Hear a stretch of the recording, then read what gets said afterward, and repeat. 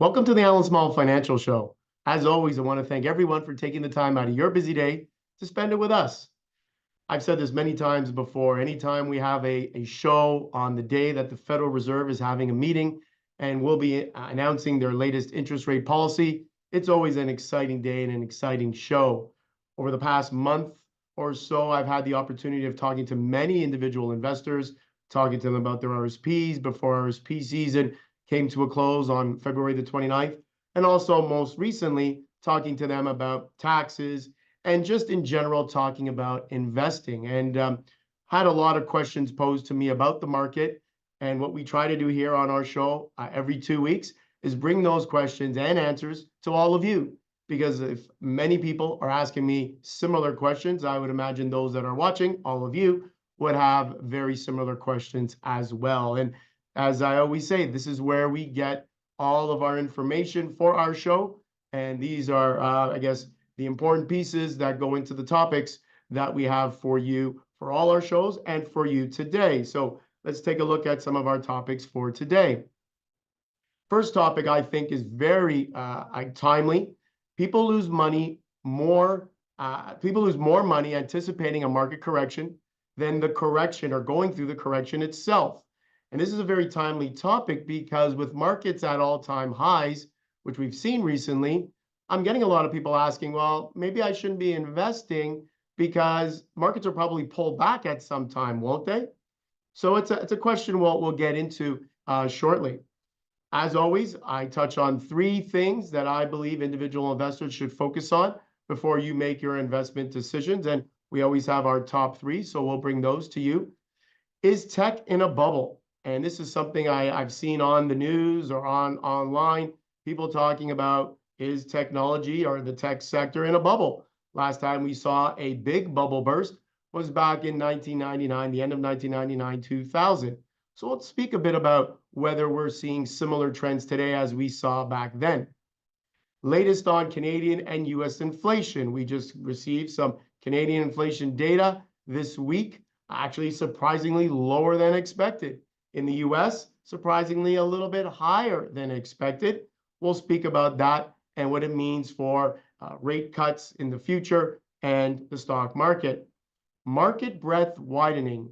Well, what does that mean? Well, it just means that the breadth of the market is now experiencing a lot more different parts of it, sectors of it, doing well. Individual stocks in many different sectors now doing a lot better than last year. Last year, we relied solely on technology. And lately, we're seeing a lot of different sectors join the party, start to move higher as well. So we'll get into that, the widening of the breadth of the market. US Senate reviews possible TikTok ban.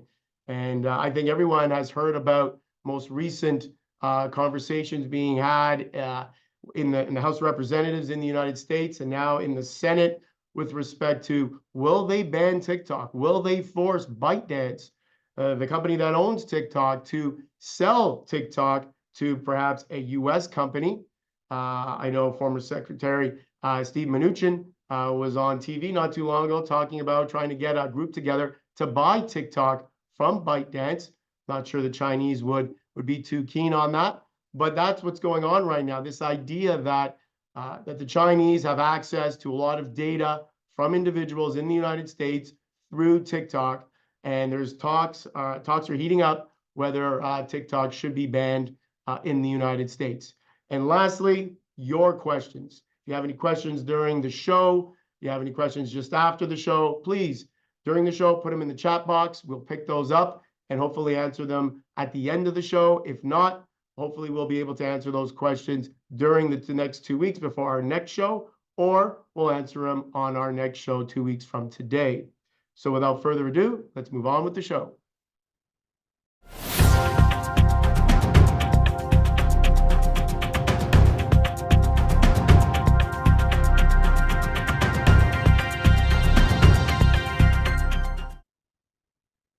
So how many people out there are actually more afraid of getting into a market when it's near or at highs versus actually buying into the market and then going through a possible correction down the road. It's funny because we find that there is more money lost, more money left on the table, as we say, from individuals that are afraid to invest because the market has done so well, because they're anticipating some sort of pullback in the future. So, in other words, sort of market timing, which we've discussed on this show many times, is not a strategy you should be using. This is this whole push and pull between the people that have FOMO, fear of missing out, versus those that consider themselves savvy investors that don't want to get into a market or an individual investment idea because it's done so well. Well, for those that are afraid to invest when the market does well, are you also afraid to invest when the market is not doing well? I've had conversations with individual investors and they tell me, Allan, I don't want to get into this market because it's just too high right now. It's going to pull back. And then when the pullback does happen, I ask them, okay, are we ready to invest? And their comment is, well, the market's struggling right now, so maybe we should wait as well. Well, when I ask the question, when will you invest then? When everything is just right? Maybe when the market is only declined by a little bit, not a lot, or has gone up by a little bit, not a lot. Obviously, that's kind of a silly approach to this. So you always want to be an investor, in my opinion. You always want to find best-in-class names. You always want to find names that are trading at good valuations. And as we always say, if those names or individual investment ideas pay a dividend, that's even a better idea. Understanding that markets, even if they are slightly overvalued, can continue to go up for a number of months, for a number of quarters even. We could see overvalued markets lasting many quarters. At the same time, we could also unfortunately see undervalued investments or markets lasting for a long time as well. So you never can time these markets or an investment idea. You always want to buy good quality, and you never want to just, have this overall fear of getting in. So one chart I wanted to start with, I have two charts here on this topic, is a chart on a name, yes, Nvidia. Nvidia is a name that we talk about a lot on this show for obvious reasons over the past little while. And so here's a name, Nvidia. I wanted to touch on, if you look on the far left-hand side of this chart, you will notice that stock price was below $300 a share. And this wasn't that long ago.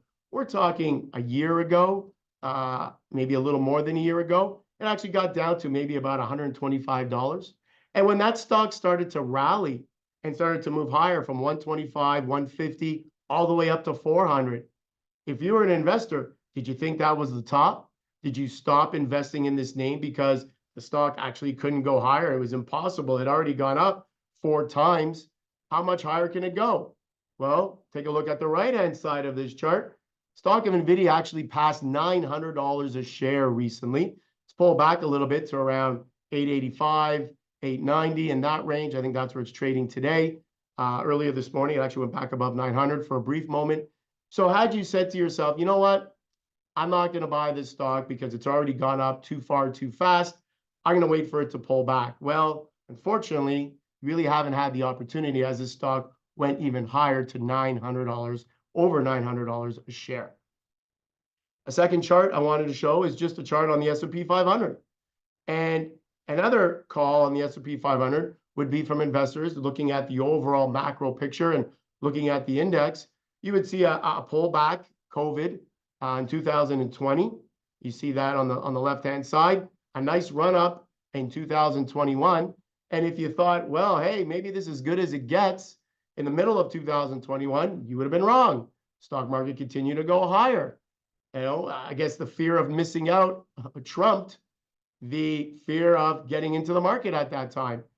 2022, as we all know, was one of the worst years for the S&P 500, 4th worst year ever in history. And then in 2023, here you have the market moving higher again. And we now sit at all-time highs on the S&P 500. So now I pose the question to all of you. Would you get into the market today? My answer is yes, because like Nvidia, for example, if you do your homework, you'll be able to find good quality investments that are still cheap. Nvidia, for example, is cheaper today than it was a year and a half ago on an earnings per share basis, trading at 35 times earnings versus 50 to 60 times earnings where it used to trade. So if a good quality investment is going higher, but for the right reasons, if the stock market or an index like the S&P 500 is going up for the right reasons, this is an investment idea that you can get behind, and you should not be afraid to put some money to work. And I know a lot of people may say, let's wait for a pullback, but you just don't know when that pullback will happen. Will it happen 1,000 points from now in the S&P? Or if it's the TSX, will it happen, 1 or 2,000 points from now? We all know there are corrections and pullbacks in the market. They happen, on average once every 5 years, maybe a couple times in a 10-year period. But if you wait for them, you're definitely going to miss out on a lot of the gains and leave a lot of those gains on the table. So going forward, don't have that fear to put money to work in a market, because as I always say, there's always an investment out there to choose, but you just have to do the homework to find it.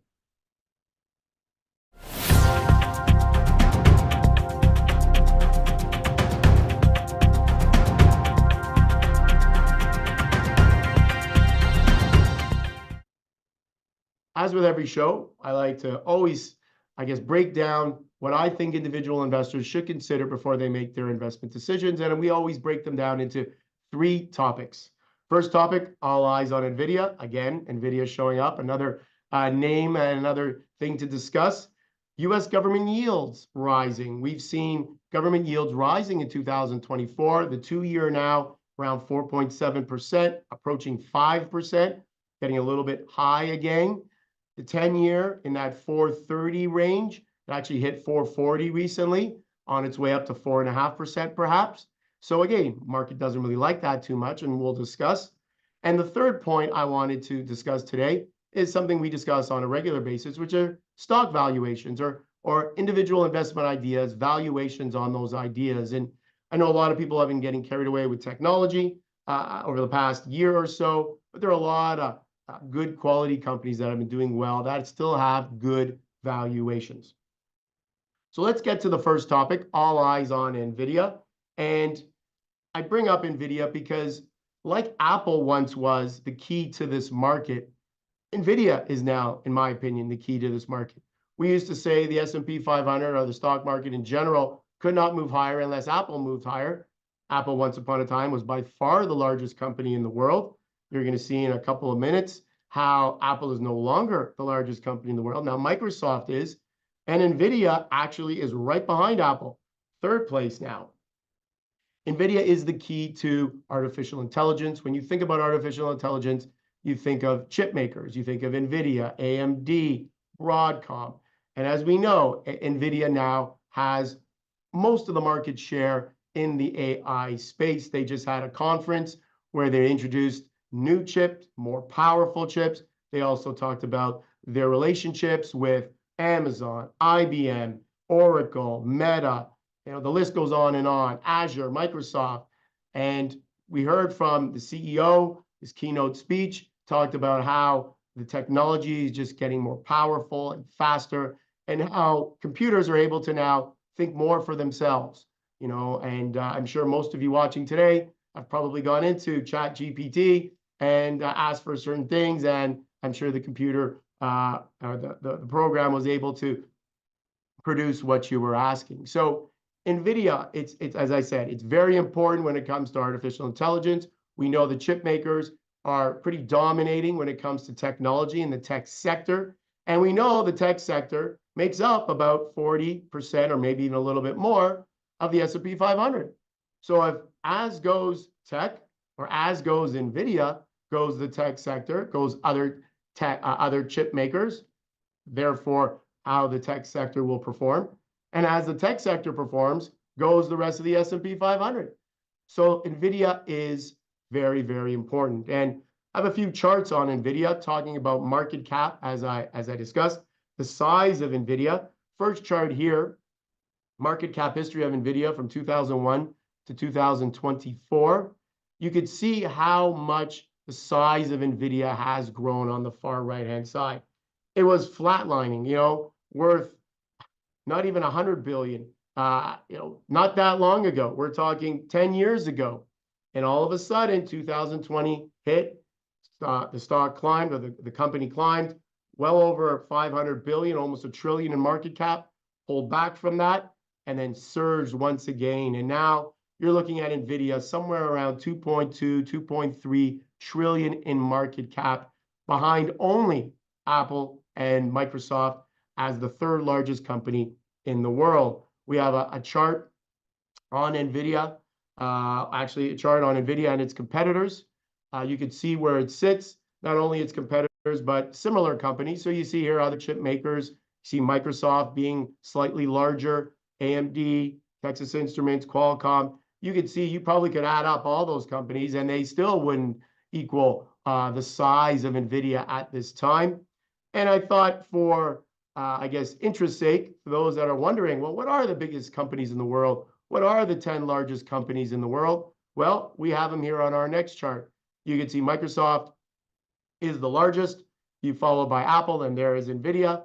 Saudi Arabian Oil would be the fourth. Amazon, Alphabet, Meta, Berkshire Hathaway, which is Warren Buffett's company. Eli Lilly, very interesting, a pharmaceutical company in the top 10 in terms of size. Unbelievable. Something we have not seen before ever in I believe. We have not seen a pharma company of that size. And that is on the back of, obviously, the weight loss drugs that Eli Lilly has to offer the general population. And lastly, Taiwan Semiconductor. This is a chip maker. Again, they build the chips. Nvidia designs them. Taiwan Semi builds them. So obviously they work together, and Taiwan Semiconductor will work hand in hand with other chip makers as well. So I think the key to this market will continue to be Nvidia until something changes. And as an investor today, I think you need to be mindful of that. I'm not saying you need to go out and buy Nvidia stock today. That's not what I want to say. What I do think you need to do is just keep an eye on it, see how it's trading, hear about what's going on in artificial intelligence, what's going on in the semiconductor space, the chip makers in the United States, because I think, at least for now, they continue to lead this market. The second point I think individual investors should focus on, as I mentioned, are U.S. government yields. And as I said right off the top, government yields have been rising in the U.S. The 2-year is now getting close to 5% again. The 10-year getting close to 4.5%. Not something the market likes, because stock market does not want to compete with bonds, government bonds, low risk bonds that are paying such a high yield, because people will take their money out of the stock market and move it into the safety of these high grade, investment grade bonds like government bonds. So whenever we see yields get too high, never a good thing, especially for interest sensitive sectors like real estate or technology. Never good for those sectors. So we want to keep an eye on these yields. These yields have been moving higher because it is anticipated at 2 p.m. today that we're going to hear from the Federal Reserve, and they're going to tell us that, well, they may not cut rates as much as we thought, maybe now only as much as, or as many as 2 times, as opposed to originally they said they were cutting 3 times. So I think a lot of people are waiting to see what the Fed says, if they're going to change their outlook for cuts to only be twice this year versus 3 times, and that could move markets this afternoon. We have a chart on the U.S. 10-year Treasury showing you how it's gone up since 2024, since the calendar changed to 2024. Yeah, when we took this, I guess, picture, it was 4.3%, slightly below that now. The 2-year Treasury, we have a picture or a chart of that as well, 4.692 or 4.7 roughly percent. And again, that has come down just slightly in the last day or so, but I think all eyes will be on the Fed at 2 p.m. this afternoon. And I think you will see a lot of movement in these yields with the announcement, not necessarily of whether they're going to raise rates or not, because we know they're not going to raise rates. We also know they're not going to cut rates, but whether they're still looking to cut rates 3 times this year or twice. Last chart we have for this, which I think is very important, shows us an inverted yield curve. We always talk about the 2-year and the 10-year. Well, normally in normal times, the yield on a 10-year bond would be higher than the yield on a 2-year, right? A 2-year GIC wouldn't pay you as much as, let's say, a 5-year GIC. To hold money longer, the bank, or in this case, the government, would need to pay you higher interest. Well, that's not what's been happening for the past year or two, we've seen the 2-year yields a lot higher than the 10-year. And you can see now by this picture that the yields are inverted. How much are they inverted? Well, it looks like 0.4%, 0.39% inverted. And that has been changing. It's been getting narrow. Now, it most recently has started to widen. Again, you could see down, I guess, in the summertime, that discrepancy was obviously a little greater. But overall, it's something to keep an eye on. Yields, government bonds. This is very important for the stock market and for investors to keep an eye on before they make their investment decisions. The third topic and last topic I wanted to touch on are stock valuations. And again, it's something I always talk about with investors. You know, they'll come to me and they'll recommend, or they'll ask me, Allan, what do you think about this stock? And I pull it up. If I don't know it, take a look at it, and we'll see where it's trading. We'll see how it's doing. We'll see what its earnings per share versus its growth rate is, depending on what industry that stock is in. We can also look at cash flow. We can look at many different things to evaluate a company. So valuations are important always, but I think even more so when the stock market is at all-time highs, when the indices are at all-time highs, S&P 500, Dow Jones, NASDAQ, even the TSX has been rallying very strongly over the past little while. So you always want to look at valuations. And again, as per our first topic about not investing when valuations or when the markets are high, as I said at that time, just earlier, there are many companies that actually have gone higher, but still represent good value. And those are the ones you want to find. A couple of names I wanted to bring to you today. First one is one we all know, CIBC Bank. CIBC has had a great run. You can see it here on the far right-hand side, still paying about a 5.3% dividend yield. Stock is getting back to highs we haven't seen in a little while. Actually, back at 52-week highs, not all-time highs, but 52-week highs. And it's a name that I think is good for both growth and income. CIBC, I have some PEs written down here, so I don't want to make a mistake, but CIBC trading at around 10 times forward earnings. Give you another example of a name trading at around 10 times forward earnings in the US would be Citibank. We don't have a chart on that, but names like Citibank, Bank of America, CIBC, Bank of Nova Scotia, these are names that I think are still trading relatively cheaply at this point in time, and names that you could own for growth, in this case, also for income. Another chart we have here on a stock that I've talked about many times on this show, and that is Alphabet.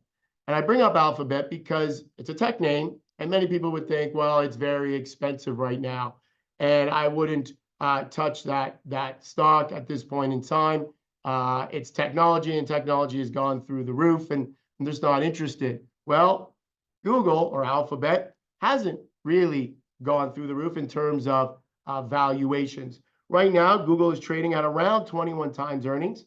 Compare that to a Microsoft or another big cap tech name, 35 times earnings. Compare that to a name like Amazon. I think it's closer to 40 times earnings. Apple trading at just under 30 times earnings. Meta, which would be another name I think is fairly cheap. We don't have a chart on that. But Meta is also trading at around, let's call it 20 times forward earnings. So again, other names that have done really well, like Meta, like Alphabet, but still represent good valuation. Another name, here we have an industrial, Caterpillar. And this stock is another name that I feel is trading very cheaply. This name, United Rentals, which does the same thing. Basically, United Rentals rents out heavy machinery. Caterpillar sells and rents. Caterpillar is more international. United Rentals is more North American. But both names have done extremely well. Here's a chart of Caterpillar, trading at around 16 times only, trading at all-time highs, in and around 350, 360 a share. Another name that I think, based on stock valuation, has done extremely well, but probably can still move higher. And lastly, I have a chart here on a pharmaceutical name we all know, maker of Viagra once upon a time, or still maker of Viagra, I guess. Pfizer. And Pfizer obviously was a big name during COVID with their COVID vaccine. And as you can see, since we've come through the pandemic on the other side and everybody is back to, I would say, pretty much a normal life, getting back out there, going to work, going to your office, going shopping, out in stores again. Pfizer has been in tough. They haven't made as much money from their COVID vaccines, and so they've had to do other things. Recently, they made an acquisition in the oncology area, so now getting more into the cancer research. And Pfizer, in my opinion, promises to be a name that I think should do well going forward. And Pfizer right now paying over a 6% dividend. And even though the stock or the chart is showing us Pfizer hasn't done too well, I would like to look at this name because it is trading very cheaply. Pfizer is trading today at around 12 times earnings. And another name in the space, Bristol Myers, trading at around 8 times earnings. So a couple of pharmaceutical companies that I think have good promise, both of them making acquisitions in the oncology space and names that I think you could get behind in terms of valuation. So stock valuation, something individual investors should consider before you make your investment choices. You always want to look to see, are stocks trading at a premium, how they're doing in relation to their competitors, to their peers, and combining that with looking at and keeping an eye on yields, government yields in the US, and Nvidia, which is the market mover, the big market mover of today. Those are the three things that I think you need to be mindful of before you make your investment decisions over the next couple of weeks.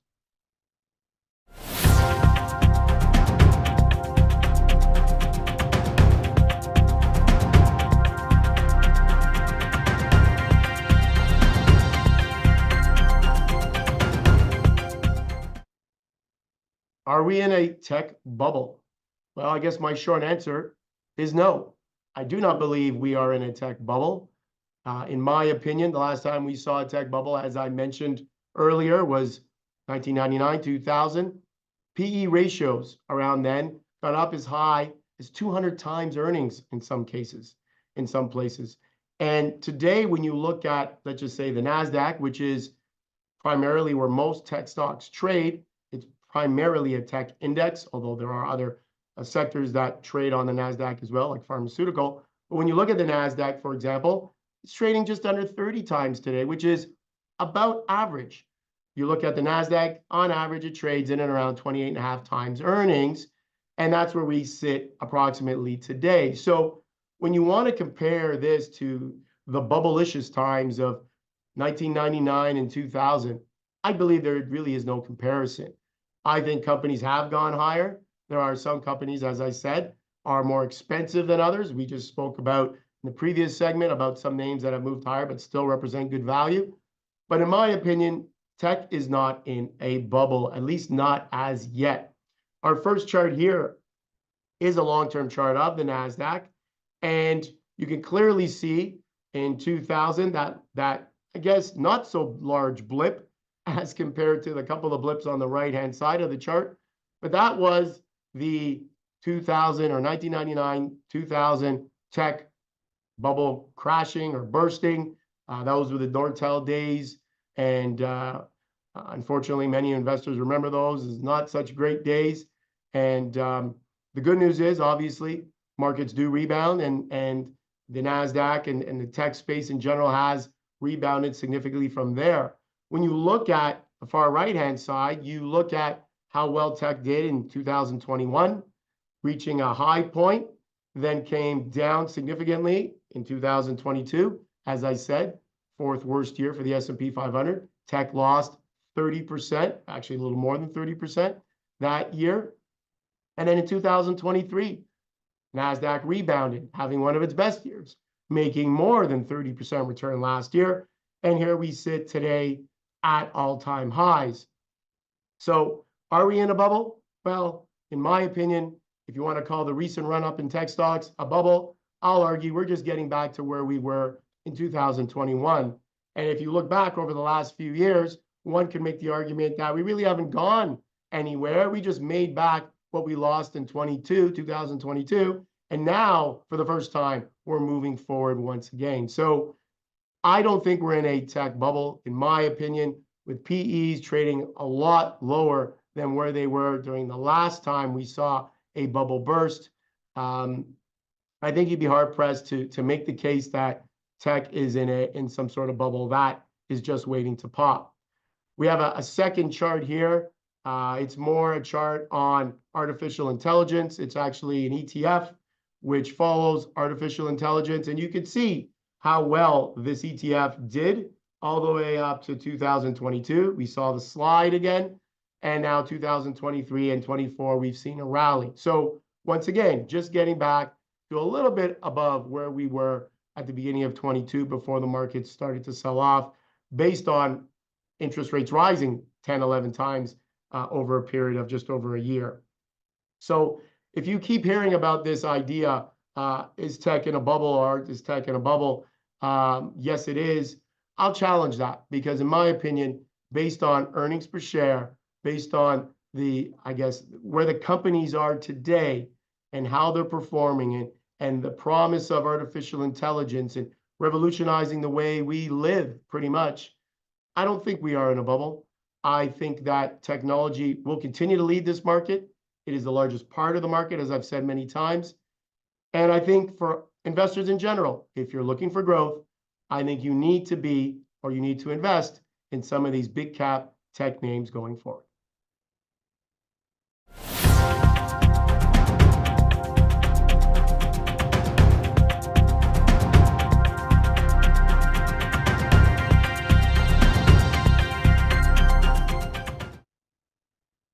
Latest on Canadian and US inflation, and we saw some actually great numbers out of Canada recently.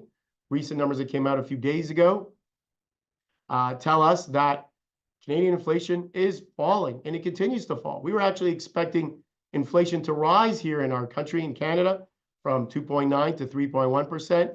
It actually declined to 2.8%. We saw a pretty big drop in core inflation in Canada. It actually dropped to 2.8% from well above 3% as well. So we're definitely moving in the right direction. In the US, unfortunately, they didn't have as good of numbers.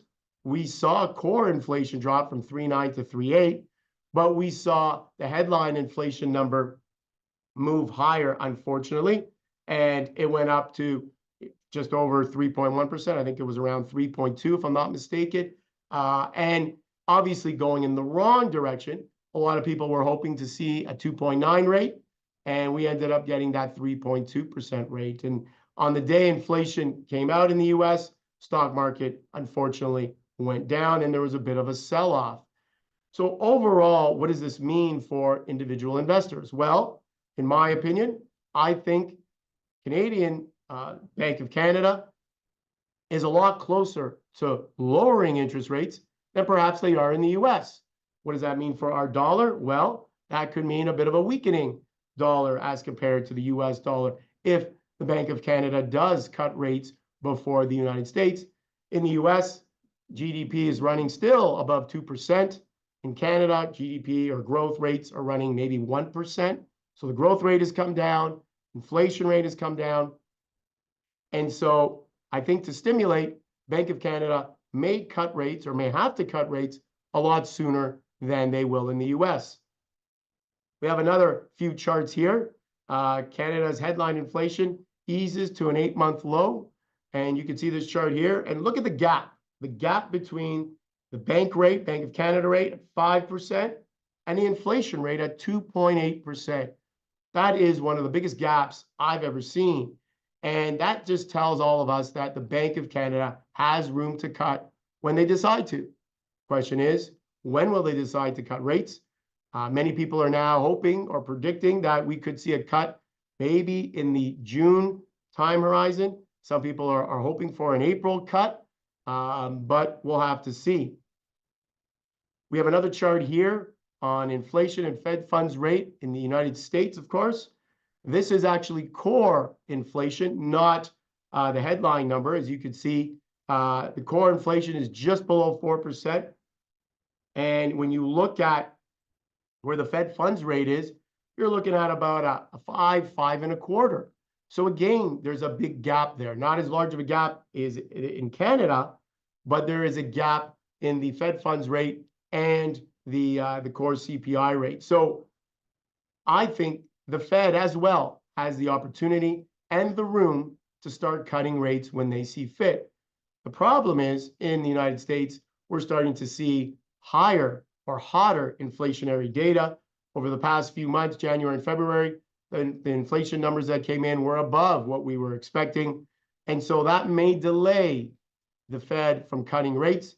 And it also may cause the Fed to maybe only cut rates twice versus 3 times, or maybe none at all. I've heard some people say that the Fed may not cut rates this year at all. I don't think the market has priced that in yet. And so if we do get some information or receive some information today at 2 p.m. or any time after that, that the Fed is not going to cut as much as the market anticipated, we could see a bit of a sell-off in the market. On the Canadian side, when we do get that first rate cut, which possibly could be before they cut rates in the US, that will affect more so our dollar. It may weaken our dollar. Interest rates will come down.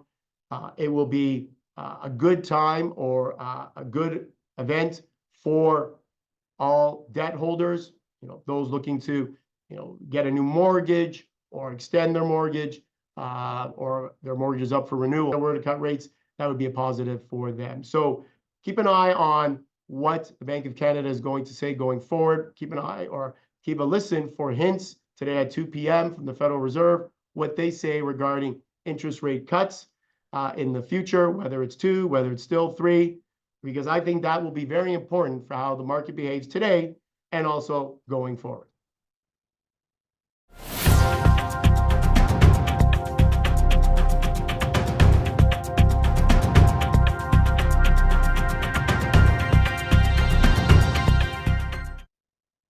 So the market breadth is widening. There is no doubt about that. And in front of you now is the Mag 7, the Magnificent 7. And some people lately have been actually taking Tesla off that list because Tesla has struggled recently. So now some people are calling it, the Magnificent 6, perhaps, or the Mag 6.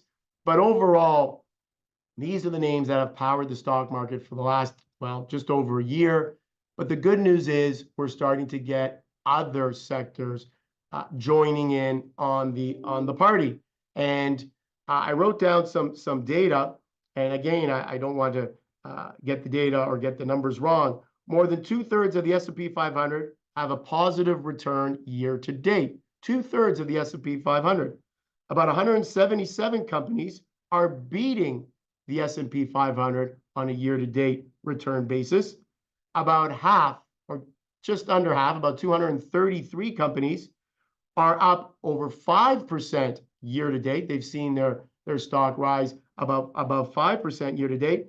And probably the more important stat is this. The Mag 7 last year made up over 70% of the gains on the S&P 500.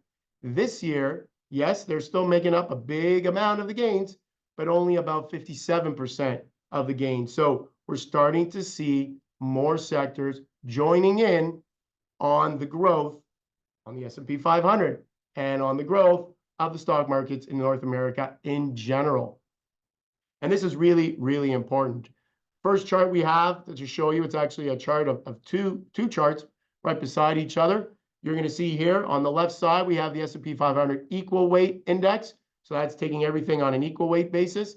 And the S&P 500 just regular on the right-hand side. And you can see how well the equal weight index has done. It hasn't underperformed the regular S&P 500, whereas last year you would have seen the S&P 500 outperform the equal weight index, which tells me that the S&P 500 is being dominated by the largest companies, and it has been for the last year and a half, but not as much anymore. And coming into this year, if you recall, on our previous shows, I said the Mag 7 those companies would have a good year, but wouldn't be as dominating because other sectors would join in on the fun, and that's exactly what has happened.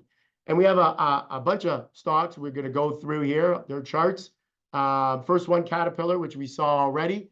But again, an industrial name, another sector that stock in another sector doing extremely, extremely well.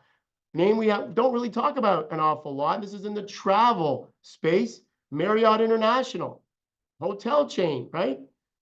How well are hotels doing? Well, let's take a look. We have a chart on Marriott International. We can put that one up now. There it is, doing extremely well. If you didn't look at the name, you would think this was a tech stock. It's not much different than the charts I would show you from tech stocks. Marriott International, what a run that stock has been on. A name I've spoken about many times on the show, Target. A lot of people have been shying away from the name. Look how well Target has done. It's come down a little bit on the far right-hand side, but it had a pretty good run, almost a straight up line over the last, let's call it, few months. Target doing extremely well, obviously in the retail space. Eli Lilly, I mentioned it earlier, one of the biggest companies in the world. In the pharmaceutical space, we have a chart on Eli Lilly, and this stock has done extremely well, obviously with its diabetes drug, and now it's weight loss drug. It's doing extremely well. Alzheimer's as well. It's doing a lot of great work in many different areas. And again, a pharma name, so not just tech, but now also pharma doing extremely well. And last but not least, let's look at a bank stock, and the largest bank stock in North America, JP Morgan. How well has JP Morgan done? Extremely well. Had you owned the biggest bank stock in the US, you'd be doing just fine. JP Morgan at all-time highs right now, trading here showing about $194 a share. It's been an unbelievable run for the biggest bank stock in the United States. So market breadth has definitely expanded. We've seen a lot of companies sharing in good times, the profits. We've seen a number of good quality companies trading higher, and yet still good value. And I think as an investor today, this is something we all love because it gives us opportunity to build nice, diversified portfolios, putting money into different sectors of the market, depending on obviously a person's investment objectives and risk tolerance and all that. But it allows us to build these really nice, big, diverse portfolios because more sectors are joining in on the fun.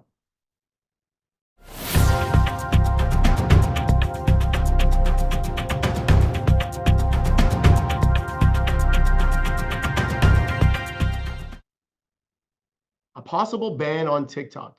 Can you imagine how many people are on TikTok in the United States? I can tell you, about 170 million people use TikTok.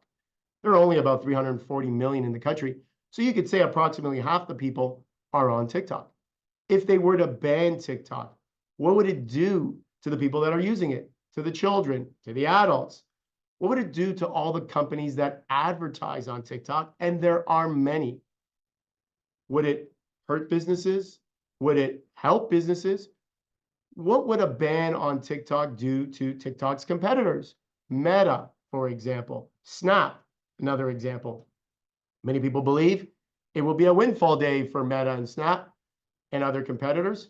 Meta would gain a lot of the people using TikTok would come over and start using, Instagram Reels or Stories.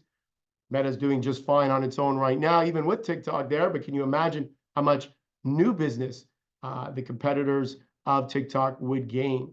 So this is all about the United States being fearful that a lot of the information of people that live in the United States is being collected through TikTok. ByteDance, owner of TikTok, and China is collecting this data. And there's a big, talk going on in Congress. It's already been passed through the House of Representatives. This ban on TikTok has already gone through a vote, and it's passed the House of Representatives, and now the vote resides with the Senate. And not sure exactly where they stand when the vote will take place, but there is some back and forth there. Some people don't want it banned in the Senate. Some people think that it should be banned. And there's a lot of, people on both sides arguing different things. Wanted to show just how powerful and how big TikTok has become over the last, let's call it, few years. First chart we have, TikTok quarterly revenues 2017 to 2023. Look how well quarterly revenues have been for TikTok. Unbelievable. Unbelievable. That's how much money they are making. And that's because more and more people are on TikTok. Not just, our children doing music videos and posting it on TikTok. Now people are going to TikTok for the news. adults of all ages are on TikTok right now. Another chart that we have, this is TikTok users, quarterly users, 2018 to 2023. Once again, look how the users have gone significantly higher. TikTok reached 1.5 billion users in 2023, a 16% increase on the previous year, which is what it says at the top. So a ban on TikTok, I believe, would be quite devastating, not only to children, not only to adults, but to businesses and everyone who uses TikTok for information, for advertising. Frankly, my opinion, I think there has to be another way. And to force ByteDance to sell TikTok to someone in the US or a US company, I just don't think that that's going to happen. I don't think the Chinese government will let that happen. So I'm hopeful that there'll be another way to solve the issue, because I think that, especially in the US, even here in Canada, we're starting to hear some rumblings up here as well about TikTok. But I think TikTok is something that a lot of people enjoy and should have access to going forward.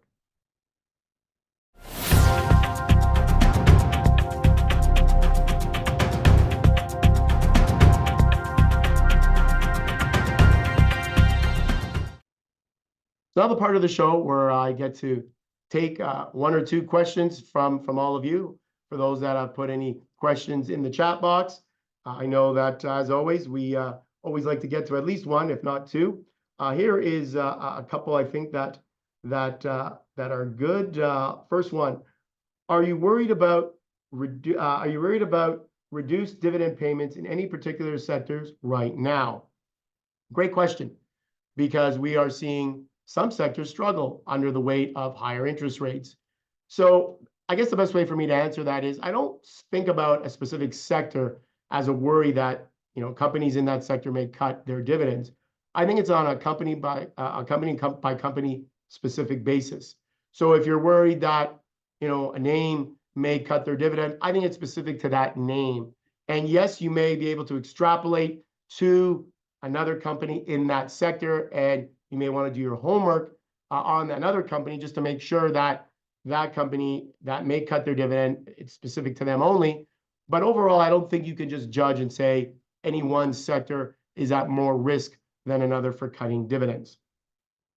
The second question we can take, if I want to diversify my portfolio outside of Canada and the US, is there a particular region that you would suggest I look at or that you are a fan of? So I'm a fan of the US. I think the US is the place to be. I know that the returns in Japan over the past year have been outstanding. Warren Buffett picked a great time to go out and invest in some Japanese investment firms. He's done extremely well. Berkshire Hathaway has reaped the rewards of those investments. I know some countries in Europe have done extremely well as well, but I always fall back to the US. I think the US right now is the best house on the block. I think that you want to own names that are trading on their indices.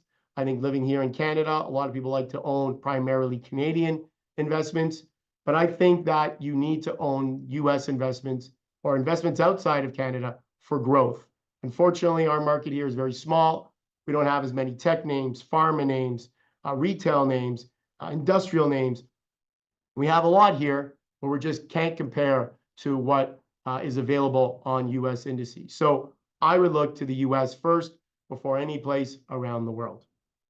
So with that, I want to thank everyone for joining me today. I want to thank you for taking your time out of your day to join us. I also want to make an announcement for those that are watching. 2 weeks from today, Wednesday, April 3rd, we will have Premier Doug Ford on our show once again. We had the pleasure of having the Premier on our show, I believe last summer, and the Premier has been gracious enough to give us some time upcoming in the next couple of weeks, and we'll be talking to the Premier and asking him about the Ontario economy and all things financial about Ontario. So I hope all of you can tune in a couple of weeks, and until then, happy investing.